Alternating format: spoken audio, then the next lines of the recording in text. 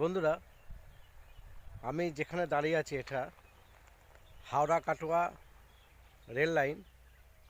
এই লাইনের ওপরই আপনার একটি কাটোয়া থেকে ডাইহাটের মধ্যবর্তী স্থলে সুখদেব হল্ট বলে একটি স্টেশন হতে চলেছে খুব শীঘ্রই। তার জায়গার মাপও হয়ে গিয়েছে। আমি সেই জায়গায় দাঁড়িয়ে আছি। এইটা দিয়ে আপনার হাই রোড যাওয়া হবে, এই যে রাস্তা দিয়ে। আর এইটা আপনার ডাইহাট থেকে আসছে হনুমান লাঠিতলা ওই রোড ধরে। এই জায়গাতেই আপনার স্টেশন হবে। এখন মাপজোক হয়ে গিয়েছে, খুব শীঘ্রই কাজ হবে শুনছি।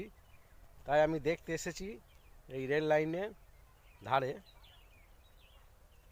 আপনারা চোখ রাখবেন এই আদিত্য ভিডিওর চ্যানেলে, আপনি পাবেন আপ টু ডেট খবর। পরবর্তী সময় যখন কাজ শুরু হবে আমি আপনাদের জানাবো।